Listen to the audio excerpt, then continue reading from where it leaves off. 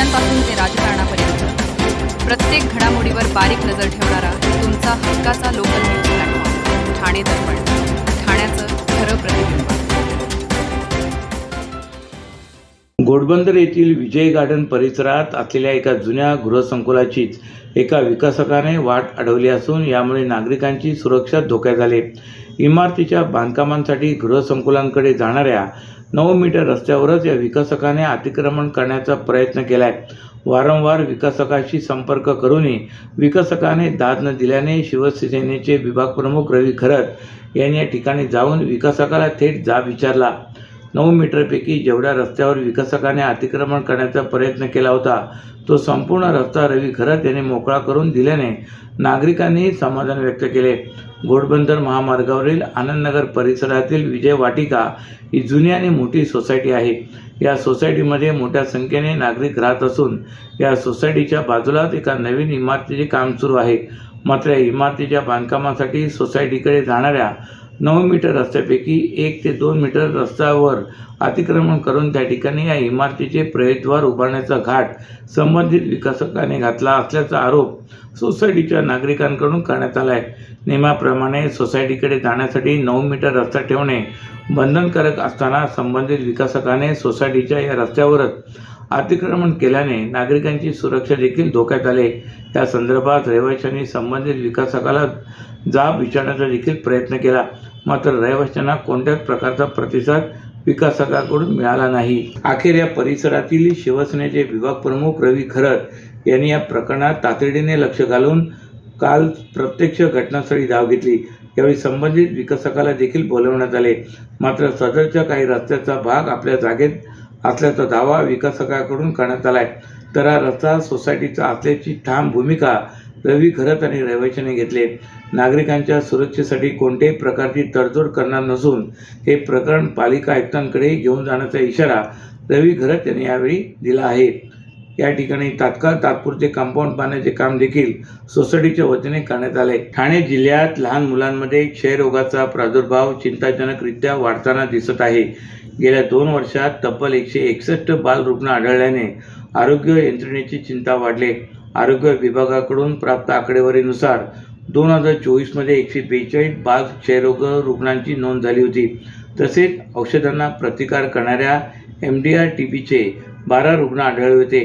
तर 2025 मध्ये नोव्हेंबर अखेरपर्यंत 152 बाल क्षयरुग्ण आणि 9 MDR TBचे रुग्णांचे निदान झाले होते. 2 आठवड्यापेक्षा अधिक काळ असणारा खोकला, रात्री येणारा ताप, भूक मंदावणे, वजन कमी होणे, छातीत दुखणे, रात्री खूप घाम येणे, बेडक्यातून रक्त पडणे अशी लक्षणे असल्यास त्या व्यक्तीला क्षयरोग असू शकतो. क्षयरोग हा संसर्गजन्य आजार असल्यामुळे यावर नियंत्रण आणणे खूप महत्त्वाचे आहे. केंद्र सरकारच्या निर्देशानुसार 2025 पर्यंत क्षयरोग मुक्त भारत करण्याची संकल्पना होती. मात्र हे वर्ष संपत आलं तरी क्षयरोग मुक्त भारत झालेला नाही. उलट विळखा अजूनही घट्ट होताना दिसत आहे. पूर्व द्रुतगती महामार्ग तसे घोडबंदर मार्गावरील प्रवास सुखकर व्हावा यासाठी नितीन कंपनी, कॅडबरी जंक्शन आणि माजिवडा येथील गोल्डन डाईच या 3 प्रमुख उड्डाणपुलाचे हस्तांतरण राज्य रस्ते विकास महामंडळाकडून ठाणे महापालिकेकडे करण्यात आले. असे असले तरी दरवर्षी खड्डे आणि वाहतूक कोंडीने ग्रासलेल्या घोडबंदर मार्गावरील मानपाडा, पातलीपाडा, वाघबीळ उड्डाणपूल या उड्डाणपुलाच्या हस्तांतराची अद्यापही प्रतीक्षा आहे. तसेच नितीन कंपनी, कॅडबरी जंक्शन आणि गोल्डन डाईच या उड्डाणपुलाची देखभालीची जबाबदारी महापालिकेकडे आल्याने ही जबाबदारी पेलण्याची आर्थिक परिस्थिती पालिकेची आहे का, हा प्रश्नही आता उपस्थित होणार आहे. ठाणे, भिवंडी, कल्याण भागातील नोकरदारांना मुंबईत प्रवेश करण्यासाठी नितीन कंपनी, कॅडबरी जंक्शन आणि गोल्डन डाईच उड्डाणपूल महत्त्वाचे आहेत. या उड्डाणपुलावरून दररोज हजारो अवजड वाहने आणि हलक्या वाहनांची वाहतूक सुरू असते. पावसाळ्यात उड्डाणपुलावर खड्डे पडतात. राज्य रस्ते विकास महामंडळाकडून या उड्डाणपुलाची दुरुस्ती केली जात आहे. तर घोडबंदर मार्गावरील मानपाडा, पातलीपाडा आणि वाघबीळ या उड्डाणपुलाची जबाबदारी राज्याच्या सार्वजनिक बांधकाम विभागाकडे आहे. घोडबंदर मार्गावरील हजारो प्रवासी या 6 उड्डाणपुलाचा वापर करून मुंबई गाठतात. यासह ठाणे महापालिकेकडे शहरातील अंतर्गत रस्त्यांच्या दुरुस्तीची जबाबदारी आहे. परंतु पावसाळ्यात वाहतूक कोंडीची स्थिती निर्माण झाल्यास सर्व प्राधिकरणांमध्ये असमन्वयामुळे उड्डाणपुलावरील खड्ड्याच्या प्रश्नावरून चालढकल होत असते. ठाणे जिल्ह्यातील रस्त्यांवरील खड्ड्यामुळे अनेकदा वादही झालेत.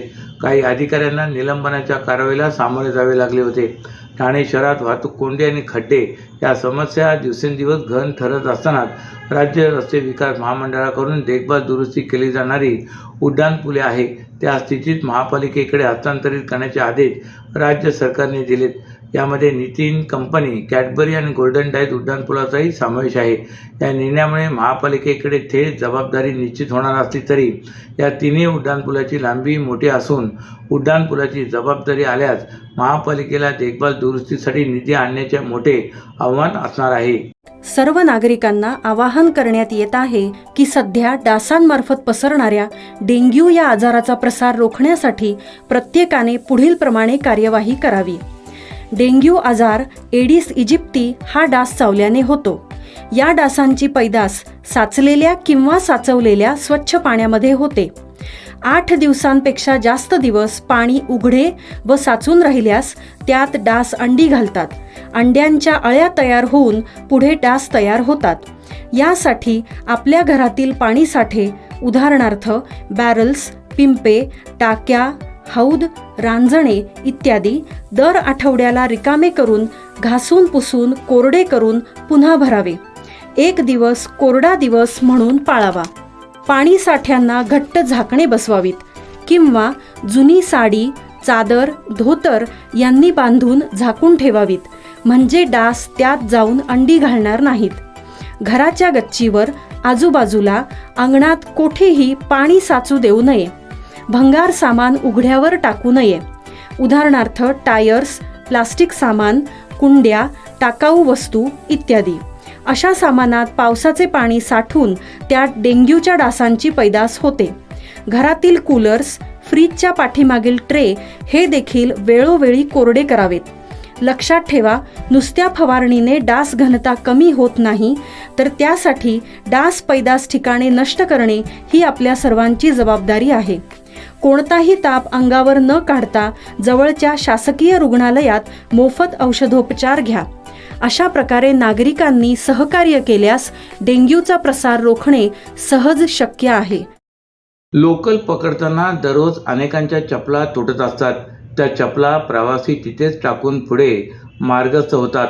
मात्र फलाटांवर तसेच रेल्वे रुळांवर या चपलांचा खच जमा होत असल्याने त्या सिग्नल यंत्रणेसाठी धोकादायक ठरत आहेत. या पार्श्वभूमीवर ठाणे रेल्वे स्थानकात दर 2 दिवसांनी ट्रक भर चपला जमा होत आहेत, अशी माहिती ठाणे रेल्वे स्थानकातील आरोग्य विभागाने दिली. सर्वात गर्दीचे स्थानक म्हणजे ठाणे रेल्वे स्टेशनची ओळख आहे. या ठाणे रेल्वे स्टेशनवरून दररोज लाखो प्रवासी रेल्वेने प्रवास करत असतात. काही प्रवासी बाहेरगावी जाण्यासाठी मेल एक्सप्रेसने प्रवास करतात. अशातच गाडीमध्ये भूक लागल्यास खाण्यासाठी खाद्यपदार्थ विकत घेतात. मात्र खाद्यपदार्थ खाऊन झाल्यानंतर त्या खाद्यपदार्थांचे कागद रेल्वे स्थानकांवर किंवा रेल्वे रुळावर टाकले जातात. तसे लोकल पकडताना घाईत असलेले रेल्वे प्रवासी तुटलेली चप्पल किंवा राहिलेली चप्पल रेल्वे स्थानकावर टाकून पुढे मार्गस्थ होतात. अशा या चपलांमध्ये महिलांच्या चपलांची संख्या आघाडीत आहे. दिवसाला ठाणे रेल्वे स्थानकातून 5 ते 6 टन कचरा जमा होत असल्याची माहिती रेल्वे प्रशासनाने दिली. तर हा रेल्वे रुळावरील व रेल्वे स्थानकावरील कचरा उचलण्यासाठी सफाई कर्मचाऱ्यांना तारेवरची कसरत करावी लागत आहे. वेळ प्रसंगी आपला जीवही धोक्यात घालावा लागत आहे.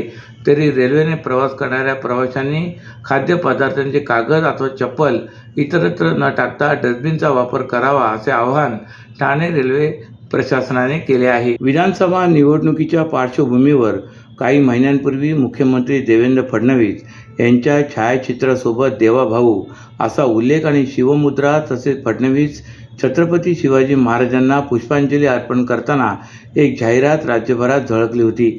या चित्ररूपी जाहिराती ठाण्यातील विविध भागात भिंतींवर रंगवण्यात आल्या होत्या. या जाहिरातबाजीमुळे सुशोभीकरण केलेल्या ठाण्याचेही विद्रुपीकरण झाले, असा आरोप काँग्रेसने केला आहे. कळवा रेल्वे स्थानक परिसरात रंगवलेल्या या जाहिरातींच्या ठिकाणी अज्ञातांनी छत्रपती शिवरायांची प्रतिमा व शिवमुद्रेवर रंग फासून टाकलेत. तसे देवाभाऊ शिल्लक ठेवले आहेत. या गंभीर प्रकाराची दखल घेत काँग्रेसचे मुख्य प्रवक्ते राहुल पिंगळे यांच्यासह काँग्रेस पदाधिकारी व शिवप्रेमींनी कळवा पोलीस ठाण्यात धडक दिले.